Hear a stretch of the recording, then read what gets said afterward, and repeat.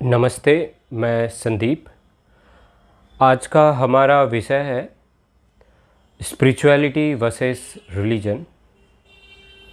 यह टॉपिक चुनने का कारण यह है कि आजकल बहुत लोगों के से यह सुनने को आता है कि वो कहते हैं कि I am spiritual but not religious, अर्थात मैं आध्यात्मिक हूँ लेकिन मैं धार्मिक नहीं हूँ। हालांकि इस वाक्य में कोई त्रुटि नहीं है, लेकिन जिस लहजे में यह वाक्य कहा जाता है उससे अर्थ कुछ और ही निकल के आता है। जो अर्थ इस वाक्य से निकल के आता है वो यह है, क्योंकि मैं आध्यात्मिक हूँ इसलिए मैं धार्मिक नहीं हो सकता, या यूँ कहें because I am spiritual that's why I can't be religious, या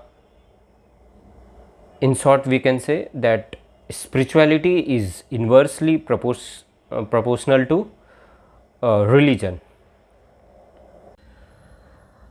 इसके कारण में अगर हम जाएं तो विशेषतः आज से 30-40 साल पहले के टाइम पीरियड में इस दरमियान बहुत सारे जो पॉप गुरु आए हैं जो अपने आप को स्पिरिचुअल गुरु कहते हैं, उन्होंने इस तरीके के सोच को ज़्यादा बल दिया है और इसके चपेट में बहुत सारे धर्मगुरु भी आ चुके हैं और सभी इसे एक तरह से यूनिवर्सल फैक्ट की तरह समझते हैं and this is widely accepted as of now.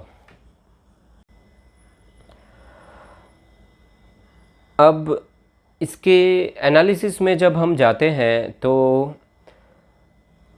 अगर हम अभी से 2,500-3 हज़ार साल पहले की का जो इतिहास देखें और उसमें कोई टॉप रैंक के जो धर्म गुरु का नाम आएगा जो यूनिवर्सली एक्सेप्टेड है, जिनका एक्सेप्टेंस सबसे ज़्यादा है, उसमें अगर टॉप 5 में तो गौतम बुद्ध जी का नाम ज़रूर ही आएगा, इसमें कोई दो राय नहीं है। अब हम अगर गौतम बुद्ध के जीवनी में जाएं तो हमें यह ज्ञात होता है कि वे बहुत ही सुखी संपन्न परिवार में उनका जन्म हुआ था। वे एक बहुत बड़े राजा के पुत्र थे और उनके पिता को एक बहुत बड़े सन्यासी या साधु संत या एस्ट्रोलॉजर ने एक भविष्यवाणी की थी उनके पुत्र के बारे में कि ये भविष्य में जाके बहुत ही बड़े राजा बनेंगे या सम्राट बनेंगे, बहुत ही बड़े सम्राट बनेंगे, या तो ये बहुत ही बड़े धार्मिक व्यक्ति बनेंगे या साधु संत बनेंगे जिनके कीर्ति विश्व में होगी। इस बात से उनके जो पिता थे वे घबरा गए।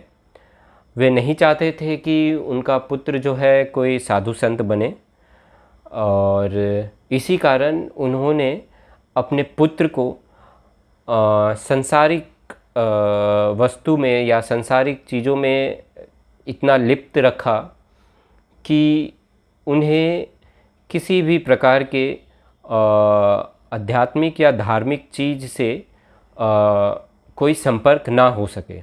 वे सांसारिक चीज़ या वस्तु में ही लिप्त रहे।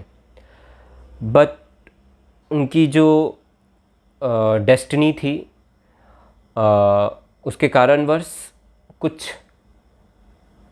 कुछ ऐसी घटना घटी जिसके कारण गौतम बुद्ध ने अपना घर परिवार, अपनी धर्मपत्नी और अपने माता पिता को छोड़ के वे जंगल की तरफ रवाना हुए अपने स्पिरिचुअल पाथ में, स्पिरिचुअल ग्रोथ के लिए। अब जब गौतम बुद्ध अपने स्पिरिचुअल पाथ में निकल गए तो एक समय ऐसा आया जब उन्हें ज्ञान की प्राप्ति हुई और इसके लिए उन्हें बहुत सालों तक तपस्या करना पड़ा, या आप यूँ कह सकते हैं कि स्पिरिचुअल प्रैक्टिस करना पड़ा, और अंत में उन्हें ज्ञान की प्राप्ति हुई, या कहें कि बुद्धत्व की प्राप्ति हुई, या यूँ कहें कि स्पिरिचुअल अवेकनिंग हुआ। तो अगर हम उनके जीवन को दो भागों में बांट दें तो जो उनका एक कालखंड है वो जब वे अपने राजपाट या घर परिवार को छोड़ के निकल गए उससे पहले का है, और एक कालखंड उसके बाद का है जब वो अपने स्पिरिचुअल ग्रोथ के लिए अग्रसर हुए।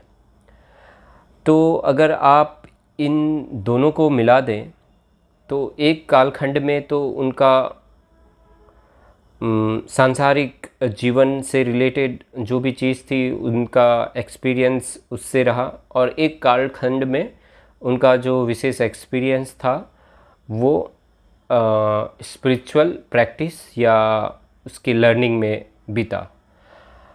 और जो इन दोनों को मिलाने के बाद जो चीज़ विशेषता कम लगती है, या जो कम रिलेटिवली बहुत ही कम था, वो यह था कि उनका धार्मिक लर्निंग या धार्मिक प्रैक्टिस वो इन दोनों कालखंड में उतना विशेष नहीं लगता है। मैं यह नहीं कहता कि उनको धार्मिक चीज़ों का ज़रा सा भी ज्ञान नहीं था या उनसे वो ज़रा सा भी जुड़े नहीं थे, लेकिन विशेषता नहीं जुड़े हुए थे। तो ये बात तो बहुत ही क्लियर हो जाता है कि जब तक उन्हें ज्ञान की प्राप्ति हुई तब तक उनका जो जुड़ाव था वो सांसारिक चीज़ों से था विशेषकर, और एक पार्ट में आध्यात्मिक चीज़ों से था, बट धार्मिक चीज़ों से उतना ज़्यादा नहीं था। तो गौतम बुद्ध के जीवनी का जब हम अध्ययन करते हैं, जब उन्हें बुद्धत्व की प्राप्ति हुई और जब वो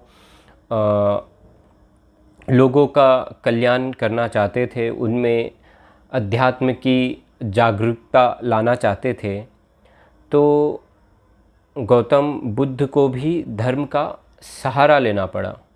मेरे कहने का मतलब यह नहीं है कि वे किसी दूसरे धर्म का सहारा लिए या किसी दूसरे धर्म को अपने शिष्यों को कहें कि उसे फॉलो करो, बट धर्म एज ए कॉन्सेप्ट का उन्हें सहारा लेना पड़ा। तो मैं इसमें यह कहना चाहता हूँ कि गौतम बुद्ध जी जो थे, जो इतने उच्च कोटि के आध्यात्मिक गुरु या आध्यात्मिक व्यक्ति थे, जिनके तुलना में ये लोग कहीं आते भी नहीं हैं, जो आज से 30-40 साल पहले के जो पॉप गुरु या स्पिरिचुअल गुरु है, उन्हें भी धर्म का सहारा लेना पड़ा। अब हम धर्म और अध्यात्म के बीच के अंतर को समझते हैं। धर्म जो है वो उसमें सेट ऑफ रूल, प्रिंसिपल या लर्निंग को ग्रुप ऑफ पीपल फॉलो करते हैं या मास ऑफ पीपल फॉलो करते हैं, बहुत बड़े व्यक्तियों के समूह फॉलो करते हैं, और इसमें उन्हें चॉइस करने की फ्रीडम कंपैरेटिवली लेस होती है।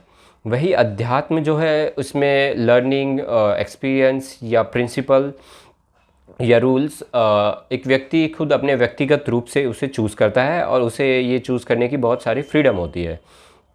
तो जो मूल डिफरेंस धर्म और अध्यात्म के बीच में है कि अध्यात्म में एक ये व्यक्तियों के समूह के लिए है, जबकि जो जो धर्म है वो व्यक्तियों के समूह के लिए है, और जो अध्यात्म है वो एक इंडिविजुअल पर्सन के लिए है। धर्म में जो प्रिंसिपल या रूल्स या लर्निंग चूज़ करने की स्वतंत्रता कम है, वहीं अध्यात्म में ये इसकी स्वतंत्रता बहुत है। अब इसमें मैं यह कहना चाहता हूँ कि जो भी रिलीजन है, चाहे हिंदुज़म हो, जैनिज़्म हो, क्रिश्चियनिटी हो, इस्लाम हो, कोई यह नहीं कहता कि उनमें स्पिरिचुअलिटी नहीं है, बल्कि वो यह कहते हैं कि हम में स्पिरिचुअलिटी है। कोई भी ये क्लेम नहीं करता कि हमारे में स्पिरिचुअलिटी नहीं है। उनका ये एसेंस, स्पिरिचुअलिटी एक एसेंस है, ज़रूरी पार्ट है। अब मैं एग्ज़ाम्पल लेता हूँ। दो व्यक्ति हैं, दोनों ही हष्ट-पुष्ट हैं, दोनों ही नवयुवक हैं और दोनों ही सीमा की सुरक्षा या देश की सुरक्षा करना चाहते हैं। जिसमें से पहला व्यक्ति है वो यह कहता है कि मुझे कोई ऑर्गेनाइजेशन ज्वाइन करने की ज़रूरत नहीं है, मैं अकेले ही सब कुछ कर लूँगा। वहीं जो दूसरा व्यक्ति है वो कहता है कि ओके, मैं ऑर्गेनाइजेशन ज्वाइन कर सकता हूँ, और वो डिफेंस ज्वाइन करता है, वहाँ पे ट्रेनिंग लेता है, एक्सपीरियंस गेन करता है, वेपन सीखता है और वो सीमा की सुरक्षा में जाता है।